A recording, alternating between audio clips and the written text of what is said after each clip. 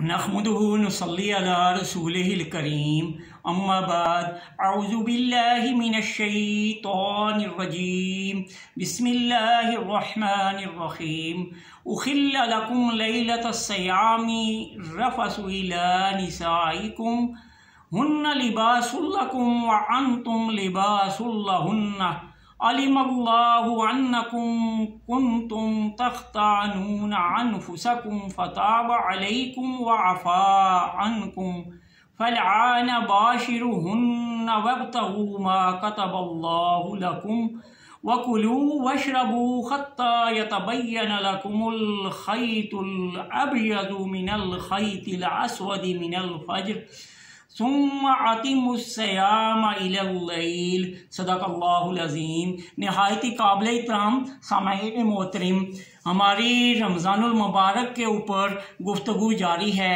इब्तिदा में हमने देखा था कि जिस तरह के मैंने कहा था कि रोज़ा जो है इब्तिदा में जो है अरब के अंदर बाकी तमाम इबादत थी लेकिन रोज़ा नहीं था, तो उसकी भी सारी तफसीलात बताई। फिर जब नबी मेहरबान सल्लल्लाहु अलैहि वसल्लम ने हिजरत की और मदीना पहुँचे, वहाँ कुछ यहूदी जो है वो जैसे यौम अशूरा के दिन रोज़ा रखते थे, तो नबी मेहरबान सल्लल्लाहु अलैहि वसल्लम ने उनसे पूछा तो उन्होंने जिस तरह कहा कि मूसा अलैहिस्सलाम को इस दिन फ़िरौन से निजात मिली थी इसलिए हम रोज़ा रखते हैं, तो नबी पाक सल्लल्लाहु अलैहि वसल्लम ने ख़ुद भी रोज़ा रखा। फिर उसके बाद कोई महदूद रोज़े जो है अल्लाह रब्बुल आलमीन ने हमें फ़र्ज़ किए, जो बाद में आने वाली आयत से नसख़ हो गए, यानी उसके बाद वो मनसूख हो गए वो अहकामात। लेकिन क्या हुआ कि उसके बाद रमज़ानुल मुबारक के पूरे रोज़े रखे गए, उम्मत मुस्लिमा को एक ट्रैक पे लाया गया। तो उस वक्त जो इब्तिदा में रोज़े थे तो उसके अंदर जो यहूद जिस अंदाज से रखते थे वही थे, कोई अहकामात अल्लाह रब्बुल आलमीन ने नहीं दिए थे। तो यहूद के रोज़े कैसे होते थे कि वो शाम को अगर खाना खा लेते तो फिर अगर सो जाते, फिर उसके बाद सहरी उनके अंदर कोई नहीं थी, तो फिर क्या होता था कि अगर दूसरा दिन वो अगर मगरिब के वक्त जाग नहीं जाते थे, अगर आराम कर रहे होते थे तो उनका वहीं से रोज़ा शुरू हो जाता था। 24 घंटे का भी हो जाता था, लेकिन उनके 21-22 घंटे के रोज़े होते थे और वो रात को अपनी बीवियों से मुबाशरत भी नहीं कर सकते थे। तो इसी तरह सफ़र के दौरान जो है वो जैसा फरमाया गया उम्मत मुस्लिमा को पहले कि अगर सफ़र में हैं तो आप उसको आखिर में रखें, और फिर हमें एक चीज़ ये कही गई थी कि वह अलल्लज़ीना युतीकूना फ़िद्यतुन ताअमुम मिस्कीन, तो इसको बाद में फिर जो है नसख़ कर दिया गया जब कहा गया कि वमन काना मरीज़न औ अला सफ़रिन फ़इद्दतुम मिन अय्यामिन उख़र युरिदुल्लाहु बिकुमुल युस्रा वला युरीदु बिकुमुल उस्र, कि अल्लाह ने हमें आसानियाँ पैदा की हैं हमारे लिए, ना कि मुश्किलात। तो हमारे बहुत सारे लोग होते हैं कि लंबा सफ़र करते हैं लेकिन वहाँ भी अपने आप को बहुत तकवा वाला है, हालांकि कुरान ने ये कहा हुआ है कि सफ़र के दौरान आप उसको छोड़ दें और आखिर में जब रमज़ान ख़त्म हो तो ये इद्दत पूरी करें। वलितुकमिलुल इद्दता वलितुकब्बिरुल्लाह अला मा हदाकुम, और फिर अल्लाह की किबरियाई बयान करें जब यानी रोज़े ख़त्म हो जाएं तो अल्लाह अकबर अल्लाह की किबरियाई बयान करें। और जो ईद के 2 रकत नफल होते हैं उसमें भी जो है 6 तकबीरें अहनाफ के नज़दीक हैं और अहले हदीस जो है इस तरह 12 तकबीरात कहते हैं। तो ये तकबीरें भी कहना और 2 रकत नफल ये शुक्राने के नफल भी अदा करते हैं। तो जिस तरह के मैंने आपसे डिस्कशन की कि यहूद के अंदर ये था कि वो शाम को जो है वो अगर रोज़ा इफ्तार करते थे तो फिर कुछ खा पीने के बाद आराम करते तो बस उसके बाद रोज़ा नहीं रख सकते थे, तो उनको जो है इस रोज़े के दौरान अपनी बीवियों से मुबाशरत भी जायज़ नहीं थी। अल्लाह रब्बुल आलमीन ने हो सकता है भी अहकामात हमारे लिए कुछ और नहीं दिए हुए थे, तो अलबत्ता ये वअलल्लज़ीना युतीकूना इसकी हमें जो है आगे ये मनसूख हो गई, लेकिन उसमें भी यानी हमारा दीन जो है ये है, इसमें कहा गया है कि जो यस्सिर वला तुअस्सिर, के आसानियाँ पैदा करो मुश्किलात ना पैदा करो। अगर कोई आदमी उसकी उम्र 70-80 साल से ज़्यादा है, बहुत बूढ़ा है, उसके अंदर ताकत नहीं है कि वो रोज़ा रखे और उसको ये भी यकीन नहीं है कि आइंदा वो ठीक हो जाएगा, तो वो फिर अपने यानी उस रोज़े के बदले एक मिस्कीन को खाना खिला ले। यानी हमारे दीन के अंदर बिल्कुल आसानियाँ हैं। तो इब्तिदा में फिर सहाबा किराम के से कुछ ने जो है अभी अहकामात नहीं मिले थे, तो रात के वक्त वो अपनी बीवियों से उन्होंने मुबाशरत भी कर दी, लेकिन उसके बाद उनके दिल में एक खटका था और वो परेशान रहते थे कि हमसे ये गुनाह हो गया है। मालूम भी था कि रोज़े के अंदर चूँकि उस वक्त अहकामात नहीं आए हुए थे, तो फिर ये आयात नाज़िल हुई तो इनके अंदर फिर उसके बाद इसी आयात में, इन्हीं आयात में फिर हमें सहूर का भी कहा गया। और फिर एक हदीस भी है कि अय्युकुम सहूरु इन्ना सहूरु बरका, कि तुम में से हर एक को सहरी करनी चाहिए क्योंकि सहर में बरकत है। तो आइए हम देखते हैं कि इन आयात में अल्लाह रब्बुल आलमीन क्या फरमाता है कि जिस तरह मैंने बताया कि कुछ सहाबा इकराम ने अपनी बीवियों से हम बिसरी कर दी और वो उनके दिल के अंदर खटका था, क्योंकि मैं और आप हमारी तरह के उनके ईमान नहीं थे, उनके ईमान तो अल्लाह के ऊपर गैर मुतज़लज़ल ईमान थे, इसलिए वो डर रहे थे कि हमसे ये गलती हो गई है। तो अल्लाह रब्बुल आलमीन ने फिर ये आयत नाज़िल की, उखिल्ला लकुम लैलतस सियाम, हलाल कर दी गई रातों के अंदर तुम्हारे लिए रोज़ों के दौरान रफ़सु इला निसाइकुम, अपनी बीवियों के साथ मुबाशरत करना रातों के दौरान रमज़ान में तुम्हें हलाल कर दिया गया। हुन्ना लिबासुल्लकुम, तुम उनका लिबास हो, व अंतुम लिबासुल्लहुन्ना, और वो तुम्हारा लिबास हैं। आलिमल्लाह, अल्लाह को जो है मालूम न था, अन्नकुम कुंतुम तख्तानून, कि अन्नकुम कुंतुम तख्तानून अनफुसकुम, कि तुमने अपने नफ्स के साथ जो है वो खयानत कर दी थी। यानी खयानत ही होती है ना कि जो ये अल्लाह ने हमें ये नफ्स दिया है इसको हम अल्लाह के बताए हुए उसूलों के मुताबिक गुजारेंगे। फताबा अलैकुम, बस अल्लाह ने तुम्हारी तौबा को कबूल कर दिया। व अफ़ा अन्कुम, और तुमको बख्श दिया, तुमको माफ़ कर दिया। फिर फरमाया गया फ़लआन बाशिरुहुन्ना वब्तगू मा कतबल्लाहु लकुम, और अब तुम उनसे मुबाशरत भी कर सकते हो रातों के दौरान, और वो चीज़ तुम हासिल करो जो तुम्हारे लिए लिख ली गई है। वकुलू वशरबू, और खाओ और पियो, हत्ता यतबय्यन लकुमुल खैतुल अबयज़ु मिनल खैतिल अस्वद, कि जब तक कि रातों में सुबह के दौरान आपको काले और सफ़ेद के दरमियान यानी फ़र्क ना हो सके उस वक्त तक खाओ। हत्ता यतबय्यन लकुमुल खैतुल अबयज़ु मिनल खैतिल अस्वद मिनल फज्र, सुबह फजर तक। सुम्मा अतिमुल सियाम, और उसके बाद फिर रोज़ा रखो इलल लैल, रात तक, मगरिब तक। तो ये फिर आयात, इन आयात के अंदर मुझे और आपको बड़ा जो है ना अल्लाह रब्बुल आलमीन ने हमें फिर ये बताया कि हमारा इस्लाम दीन फितरत है। जो चीज़ फितरत के अंदर रखी गई है वही, जिस तरह के मैंने इब्तिदा में बताया था कि हमें जो जुमे की इबादत यानी हफ्ते का जो दिन हमें जुमा दिया गया, उसके अंदर भी हमारे लिए आसानियाँ दीन फितरत पैदा की है, जो है हमें दिया गया है। जबकि बाकी जो मज़ाहिब थे उनको वो पूरे दिन उस दिन के अलावा, उस दिन में इबादत के अलावा और कुछ भी नहीं कर सकते थे।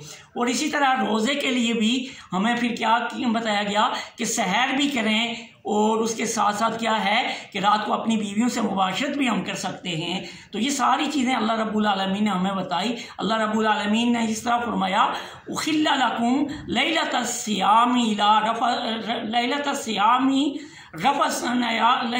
सियामी रफ़सु इला निसाइकुम, कि तुम्हारे लिए तुम्हारी बीवियां हलाल कर दी गई रातों के अंदर। अब वो उनका जो खटका था इसी वजह से परेशान थे, तो इसके लिए अल्लाह ने फिर उनकी दिलजोई की, उनको जो है खुशखबरी सुना दी। और फिर फरमाया हुन्ना लिबासुल्लकुम, तो उनकी बीवियां उनको हलाल कर दी गई। जिस तरह कि आप देखें कि हमारा ये जिस्म है, मैंने पहले भी जिस तरह कहा था कि इसके हैवानी तकाजे भी होते हैं, और ये जब शहावत इसके अंदर आए तो वो हराम हलाल की तमीज़ किए बगैर उधर चला जाता है।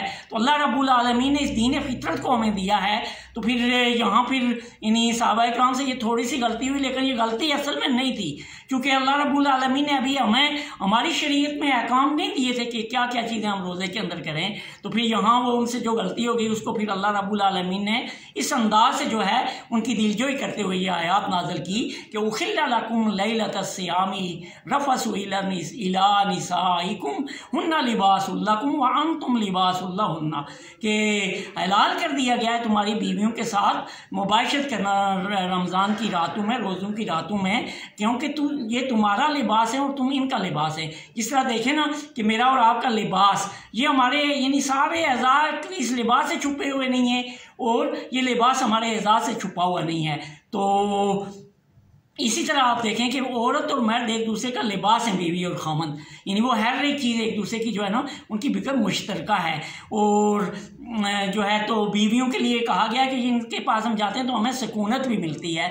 तो फिर अल्लाह रब्बुल आलमीन ने फरमाया आलिम अल्लाह कि अल्लाह को तो इल्म था अन्नकुम कुंतुम तख्तानून अनफुसकुम कि तुम अपने आप के साथ खयानत कर रहे थे, खयानत कर बैठे थे।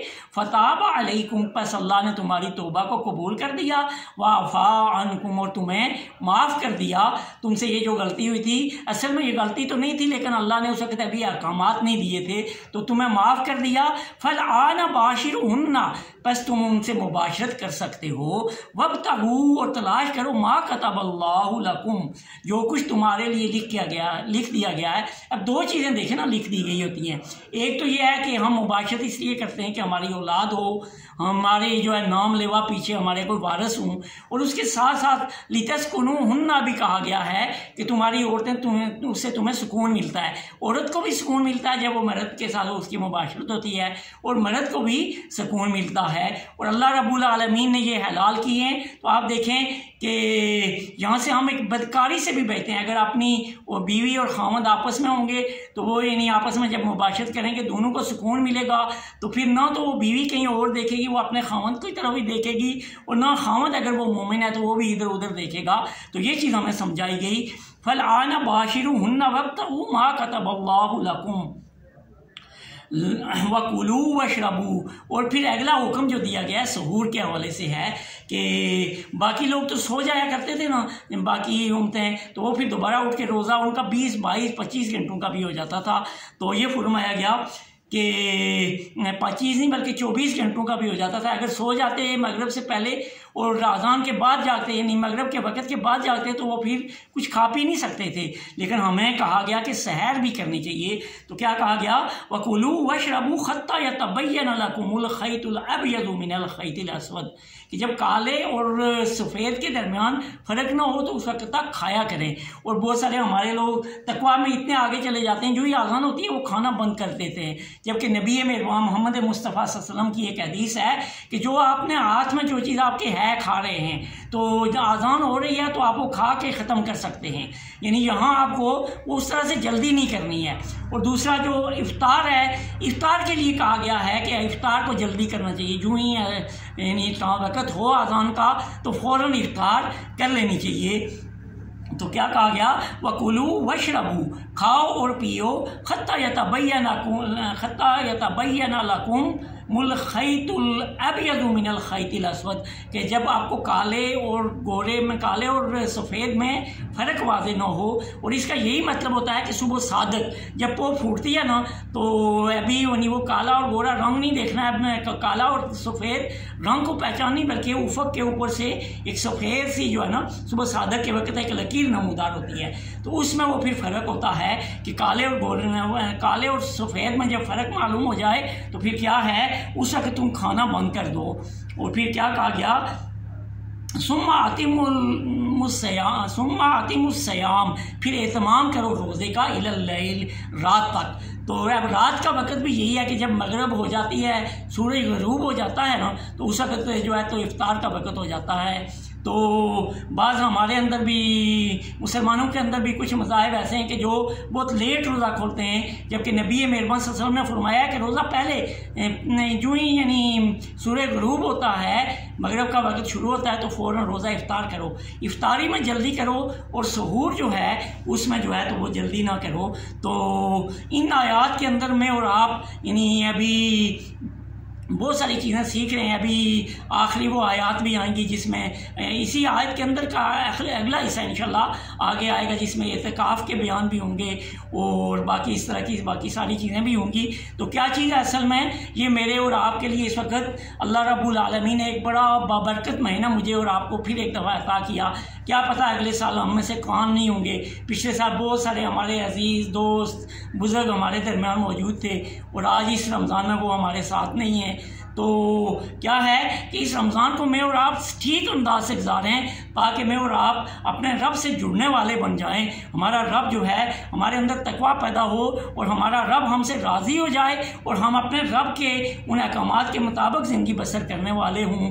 इस एक महीने को हम ट्रेनिंग का महीना लेते हुए अगले 11 महीने उसकी के मुताबिक ज़िंदगी गुजारेंगे, तो ताकि फिर जाके हम अल्लाह रब्बुल आलमीन के उन अहकामात को जो है मानने वाले और अल्लाह के वो सही मतलूब बंदे होंगे जो अल्लाह को मतलूब है। तो वो कैसे होगा कि मैं और आप अपने इस दीन फितरत के मुताबिक चलने वाले होंगे। यानी एक एक चीज़ हमारे अंदर रमज़ान के बारे में हमें मालूमात होंगी तो फिर जाके मेरा और आपका रोज़ा ठीक होगा। लेकिन बदकिस्मती ये है कि हम उस रोज़े को तो रखते हैं, मुंह हमारा बंद होता है।